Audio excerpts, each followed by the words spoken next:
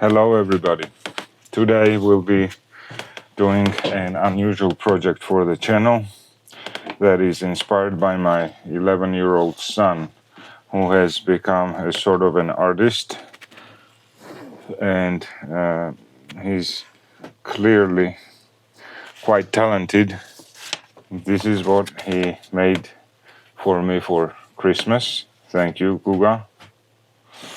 And for his own interests, he does drawings, paintings, and his self-taught is what's impressive. There are 11-year-olds that maybe do even better than this, but he's all self-taught, and I also draw from childhood. I'm handy dandy, and so I can appreciate what he's doing. Yeah, I just got a slap on my head from my wife. She also draws quite well. So I guess my son has it in his genes. Another cool thing is he doesn't redraw from, like, he's not looking at a painting or a drawing and copying. He may look at it once on the screen, then he memorizes it in his head, and he's able to recreate and retrace the lines, and that is quite impressive. So these things he, I guess, redrew, but then he decided to make his own demigod or war god or whatever. Is this yours? Yes, I'm from this one. No, I mean, did you make this from your own imagination? You redrew this? This is Zeus. This is my imagination. This is Zeus, right? Yes, this is my imagination. And this is your own creation. Yes. Okay. So what he does is he uses his pencils to this length.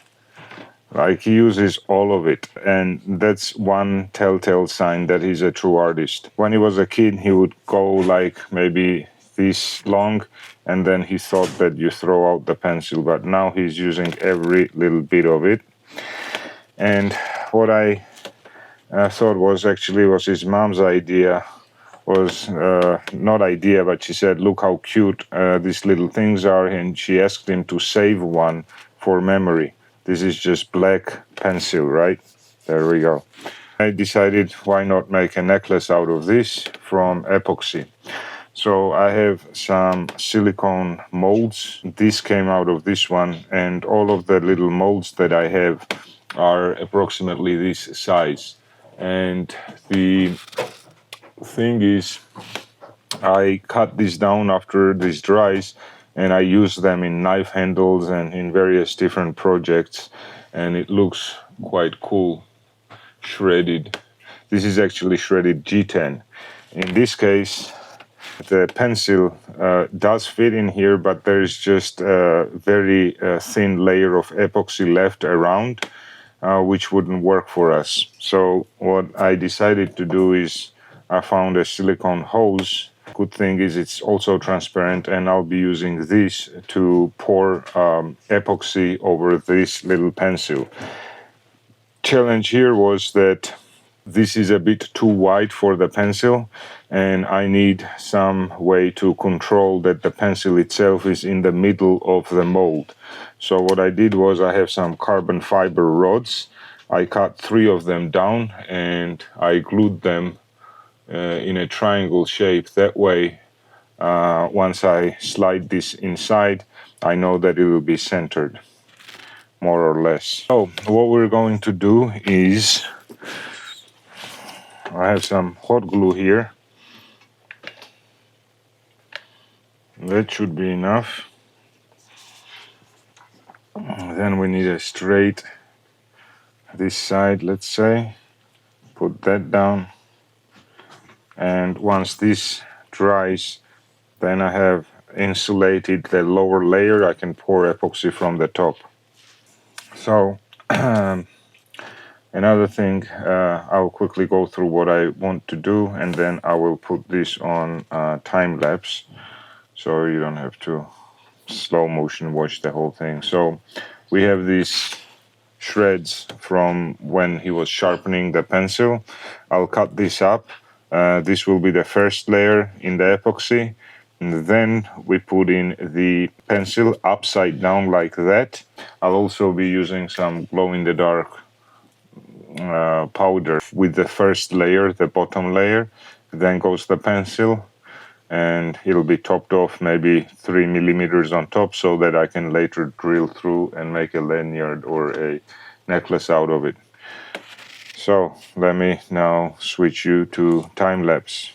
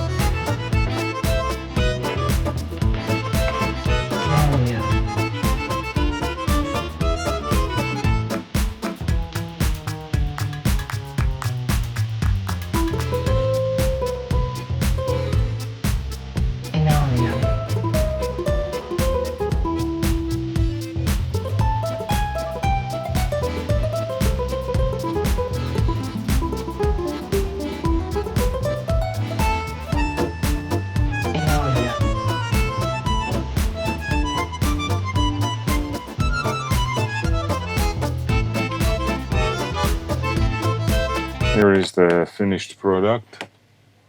So we have the pencil, we have the shreds from the pencil all around. I polished this with a felt wheel, and there we go. Cool little necklace. And below we have glow-in-the-dark powder.